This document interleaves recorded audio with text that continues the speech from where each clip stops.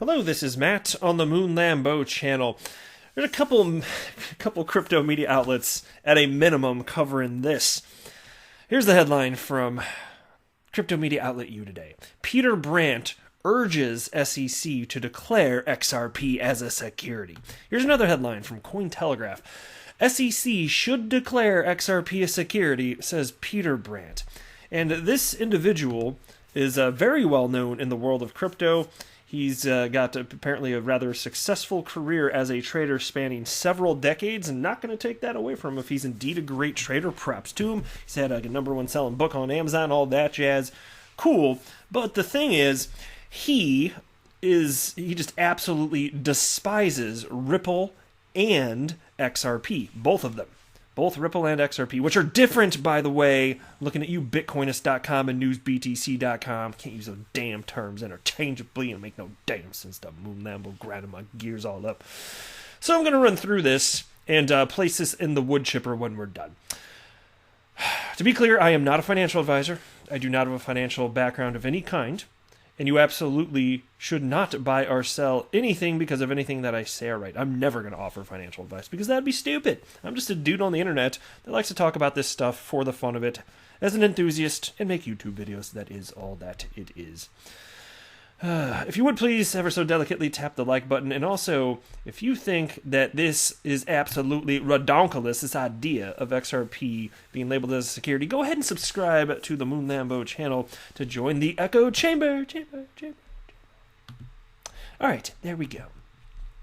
Into this piece now. In his latest tweet, commodity trading veteran Peter Brandt claims that XRP, the fourth largest digital asset affiliated with fintech company Ripple, is actually a security. Gasp!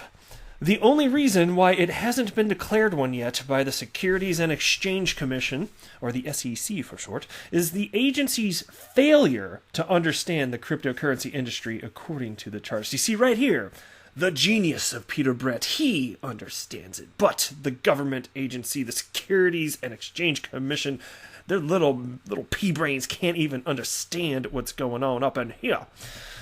I'll tell you what I think is going on up in here, because I'm telling you, XRP lives rent-free in the mind of Peter Brandt. He cited back in March, I believe it was, that he was never going to tweet about XRP again, and that lasted about half a second, and he's just constantly, it feels like that way, he's in the news all the time for bashing XRP for various nonsensical reasons. He's just all over the place. That, and so, it's like, this is what I want to know. I want to speak with Peter Brandt, and I just want to say, Peter Brandt, point on this doll where the bad XRP touched you. I need to know what XRP has done to you. Or maybe it was a lover's quarrel. Maybe XRP has broken Peter Brandt's heart, which has led to all of this. Which, at least he could get some sympathy from Moon Lambo and perhaps you listening to this. But it's got to be one or the other, right? It's got to be one or the other. Now, persuading the SEC not to classify XRP as a security has been an uphill battle for Ripple over the past few years. Which, by the way, look, they have connections, but holy hell, it's not like they're sitting here debating people in the SEC about whether or not XRP should be a security. The way this is framed is kind of silly to me. I mean, I appreciate that Ripple CEO Brad Garlinghouse and others, other top execs have made their case as to why it's not, but the way that they're stating here in this piece is a little silly to me. In October, the San Francisco-based company scored a partial legal victory in a long-standing class action lawsuit that purports that XRP is an unregistered security. A portion of lead plaintiff Bradley Sostek's claims were dismissed with prejudice, but the lawsuit will drag on. Yeah, and I already covered that, so I'm not going to go into detail into this in this particular video. But check this out. Ex-CFTC chairman Christopher Giancarlo, who was one who defined Bitcoin and Ethereum as commodities, declared that XRP wasn't a security back in June. His words, however, should be taken with a pinch of salt, given that he now works for a private law firm that provides legal assistance to Ripple, which actually is a fair point. That's perfectly fine. If anything, I get it. It's like conflict of interest, perfectly reasonable point to bring up, actually. But I still think he's right, pretty clearly. And so here's the actual tweet here from Peter Brandt. XRP would have been declared as a security if the SEC understood cryptos. This is a classic case of a market being manipulated by a bag holder. Oh, holy hell. So think about this. So let's say XRP is a security. Well, then Ripple surely should have the power to shut it all down, shouldn't they? I mean, hell, if it's in their control, they've got the power. Think about this. Except for no, because XRP is actually decentralized, and if a cryptocurrency is decentralized, you've got quite the uphill battle if you're going to try and convince anybody that it's a security. Consider this. And I think that this is a perfectly fair point to bring up, because cryptocurrencies, just with the technological nature of what they are, they're like an animal that the SEC has never had to tackle before, and really, frankly, the sooner this is acknowledged, the better from my perspective. But cryptocurrency can go from being centralized to decentralized, and it can go from being decentralized to centralized. And I believe it was Jay Clayton of the SEC, and I apologize if it was somebody else, but I'm pretty damn sure it was actually him, who stated that perhaps it's the case that Ethereum used to be a security, but today is not. And I'm paraphrasing, of course, but I believe that's the message that he delivered. If not, it was somebody from the SEC. I'm pretty damn sure it was Jay Clayton, though. I'd have to go hunt on the Googles to find that. But it gets back to this idea of if something is sufficiently decentralized, then it's not a security. So even if XRP used to be considered rather centralized, even if you can sufficiently make that case that back in the day it was, which is not a case I'm making, I'm just saying if, you sure as hell can't make that case today. So what are you going to do? You're going to say, so Ripple's got this security, it's a security of Ripple, and they have no control over it? Peter Brandt, that makes no damn freaking sense. There's a concentration of wealth, if you want to call it. There's a concentration of XRP. But if you want to talk about market manipulation, first of all, that's a different thing. You can legislate that in a different way if you want to. That's a whole different type of conversation. But then you get into this thing where, so wait, if for any cryptocurrency, if somebody holds a sufficient quantity, it's suddenly a security of that person that owns a bunch of it, then that logically makes no freaking sense. Especially if, I mean, like, what if it's a hypothetical scenario where somebody just accumulates a bunch, they didn't even create the damn thing, they still don't have any permissions over it, but now it's suddenly a security of that individual or business that bought a bunch of that cryptocurrency? It's not logical. It's just completely just non sequitur logic. It doesn't make a damn bit of sense right here. And so, moving forward a little bit here, there are naysayers across the board, and so I think that all that needs to happen is time needs to pass. And Peter Brandt will just see that he's wrong, or maybe he always disagrees. But fast forward enough time, and you will see, I believe anyway, that XRP will continue to be adopted, functionally useful, and it's not going to matter. And he's just going to have to live in a world where, whether he likes it or not, XRP is getting used, and in all likelihood is worth substantially more than it is today. Which, again, not financial advice. I'm just sharing what I think may happen in the future. And, there's still people that think that the crypto asset class could go away. There's people that think that Bitcoin could go away. Check out this headline from the Daily Hodl. Billionaire investor Ray Dalio believes governments will ban Bitcoin before Bitcoin reaches full potential. So now we're shifting from somebody that effectively thinks that XRP should be banned, which, by the way, XRP, of course, would not be banned even if it became a security. It would just make it difficult, if not impossible, for it to be used in corridors that are linked to the United States specifically. That would not be good, but it doesn't mean that Ripple would not be able to necessarily move it moving forward. I'm just saying. But so you go from that to this individual that thinks that Peter Brandt's wrong, because Peter Brandt, obviously, he's pro-Bitcoin. Well, a bunch of people that don't know what the hell they're talking about, in my opinion. But here you go. Ray Dalio, the founder of hedge fund firm Bridgewater Associates, says he believes governments will outlaw Bitcoin if its success is too great. And actually, I want to be a little bit more clear in what I just stated. I just think he's Ray Dalio. Am I saying it? Ray Dilly-Dally, whatever.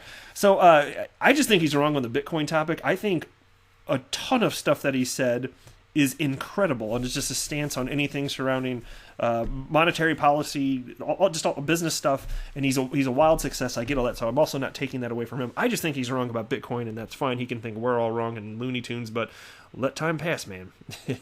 Time's going to play this all out in such a way that it will be proven cryptocurrencies have staying power, and for a reason. But anyway, in a new interview with Yahoo Finance's Julia LaRoche, the billionaire investor explains why he prefers gold over Bitcoin and doubts governments will ever allow Bitcoin to become a useful currency. And here's a quote.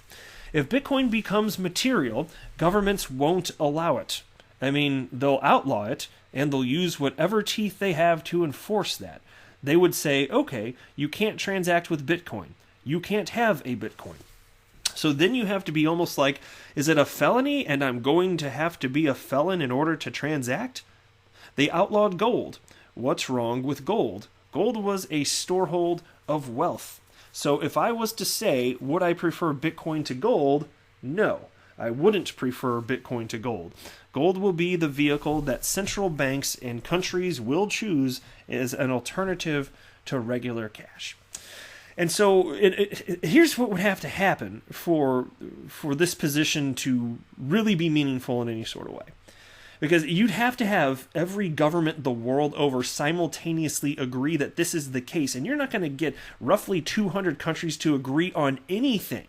Seriously. They won't agree on what to get for dinner. Like, just pick your topic. They're not going to agree on a damn 200? You're going to get them all on board for this? No. And they have different incentives and rationale for allowing Bitcoin. So even if there are certain countries that shut it down, even if, sorry, sir or madam, they're just going to have to bear the economic fallout of that decision then. That's more so what this is going to look like. But the piece continues. Besides potential issues with the government, Ray Dilly-Dally, I'm going to call him Ray Dilly-Dally, that's silly. He cites other problems that he sees with the King coin, and here's another quote. I, today, can't take my Bitcoin yet and go buy things easily with it.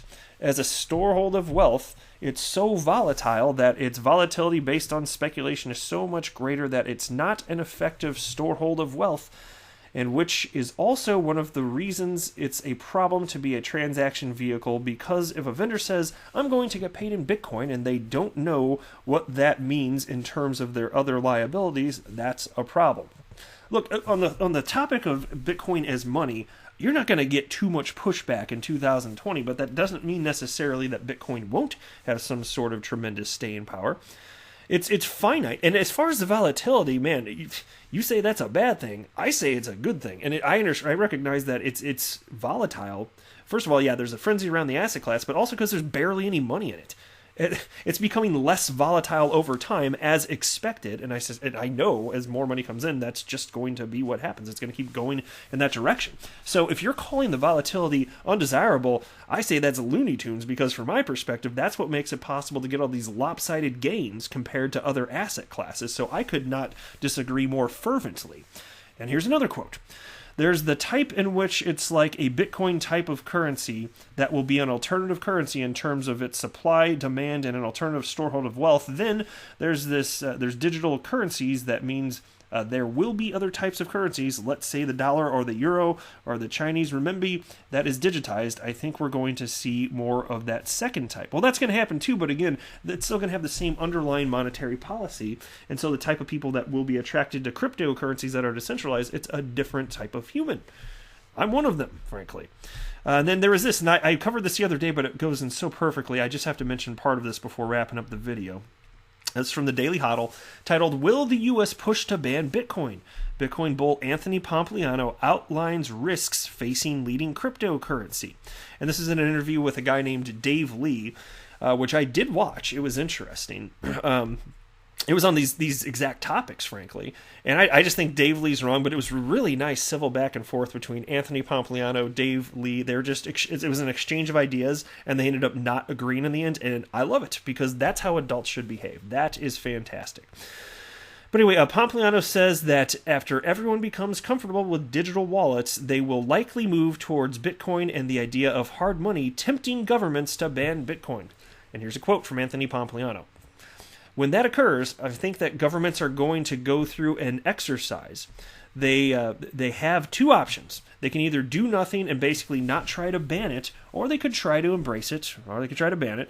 The countries that choose to clamp down are the ones that are going to suffer the most, because the one thing that Bitcoin has at its core is the advantage that it's fully decentralized. And then the piece continues. However, Pompliano says that because of the geopolitical chessboard, the U.S. will see that banning Bitcoin won't come with many benefits. And here's another quote. So let's say the U.S. literally said, we're going to ban ownership. And if you own Bitcoin, then we're going to put you in jail. I think that what you would see immediately is other global superpowers immediately embrace and adopt Bitcoin because it is their opportunity to get off the dollar standard. They want off the dollar, right? Russia and Putin have talked about this. China has talked about this. Many countries think it's expensive. It is dangerous. You can be sanctioned. All the things that the U.S. uses as an advantage by weaponizing the dollar globally, that's been great because they control the dollar and they've got a really big military. The most powerful military in the world. When we get into a world where all of a sudden the U.S. openly states, we are going to ban ownership of something, and these other countries have full accessibility to it, I think there's this game of they're going to go and try to do it. And for that reason, I actually think the U.S. will never ban it. I think the U.S. is not naive. And I think that's a brilliant point. Additionally, consider that people today in the government, especially some of the elder peoples, whether in their 70s and so on and so forth, all throughout the on the federal level, especially of the United States government, it's not going to surprise me that they'll be the least to adopt new technology, but there are all sorts of people my age and younger, some a hair older, that are adopting this technology, and they're going to be in positions of power, and they're not going to want to ban ownership of those assets that they hold. Cryptocurrencies. They're not going to want to ban Bitcoin. And that's an additional reason. I just think it's all a bunch of silliness. Just think about it a little bit differently, Ray Dilly-Dally, and you'll be fine. And I do like him, by the way. Good old Dilly-Dally. But that is it for this video. Thank you for stopping by, my friends. I am not a financial advisor. Do not buy or sell anything because of anything that I say or write. That would be a very, very, very bad idea. Until next time, to the moon, Lambo.